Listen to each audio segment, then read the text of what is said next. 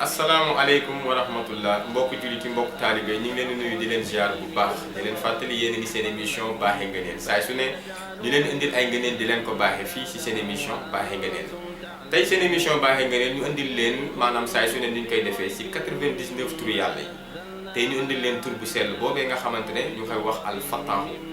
alfataahu doon tur bi nga xamante ne day protéger doomu aadama day ibbi wërsëgu doomu aadama incha allahu rabbi képp ku koy def yàlla dina la ibbi ci sa àdduna ci lu bëri macha allahu rabbi kon tur boobu leen indil tey ñu koy wax alfataahu alfataahu yu dégg ko ci alxuraan ci limu benn yoon dañ ko jot a dégg ci alxuraan kon turam bu sell boobu la ñuy fas yéene waxtaan ak yéen moo tax tey ngëneel gi ñu leen njëkk baaxe ci seen émission baaxe ngëneel mooy képp koo xamante ne bëgg nga yàlla di la ibbi nga am li nasaraan di wax ouverture ci sa àdduna nga ibbeeku bu baax a baax li lay digal mooy saay su ne boo xëyee suba ak ngoon maanaam bu jant bi jógee ak bu jant bi soowee na nga def lu toll ci limu yaa fattaahu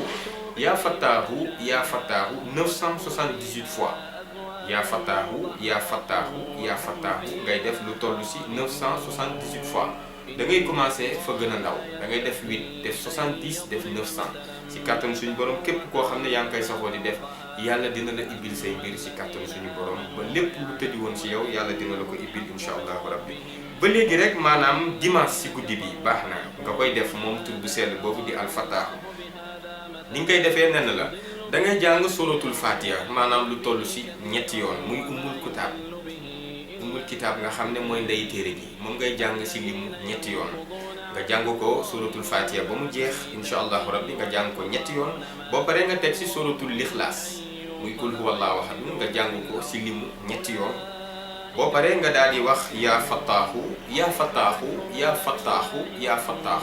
lu toll ci 129 fois boo paree nga tëjee ko waat salaatu ala nabi julli ci yonent bi sallallahu alayhi wa sallam allahumma salli ala sayyidina muhammad wa sallim boo koy saxoo di def incha allahu rabbi dimanche bu jot ci guddi gi ci kàttanu suñu borom nga koy saxoo di def te tu ko arrêté rek ci kàttanu suñu borom yàlla dina yokk sa alal dina yokk sa am-am ci àdduna dina la ibbil say mbir ci kàttanu suñu borom incha allahu rabbi dina la aar defal la jàmm ju bëri jàmm ji yaatu incha allahu rabbi ba léegi rek ci guddi àjjuma bi tamit baax na nga koy def ci limu 1111 fois maanaam ci guddi àjjuma bi nga koy def 1111 fois yàlla dina la defal ibbeeku ci sa àdduna tamit maanaam guddi àjjuma bu jot nga koy def yaa fattaahu 1111 fois loolu am na solo yàlla dina la ibbil sa àdduna incha allahu rabbi ci kàttan suñu borom ba léegi rek maanaam ci journée maanaam bésu àjjuma bi maanaam yawmal jumaa ci bésu àjjuma bi baax na nga koy def tamit baax na yàlla dina la ibbil sa àdduna maanaam lépp lu tëju woon ci yow yàlla dina la ko ibbil incha allahu rabbi ci boo koy saxoo di def di bàyyi ci xel bu baax ndax doomu aadama lépp looy def day ko saxoo te te koo bàyyi yàlla dina la ci di nga ci gis njëriñ incha allahu rabbi kon maanaam bésu àjjuma bi na nga koy def tamit maanaam boo xëyee ci bésu àjjuma bi ci journée bi nga def suratul fatiha benn yoon boo paree nga def yaa fattaahu 489 fois ci kàttanu suñu borom boo paree nga tëjee ko salaatu ala nabi julli ci yonent bi sallallahu alayhi wa sallam allahumma salli ala sayyidina muhammad wa sallim képp ku koy saxoo def yàlla dina la ibbi dina la aar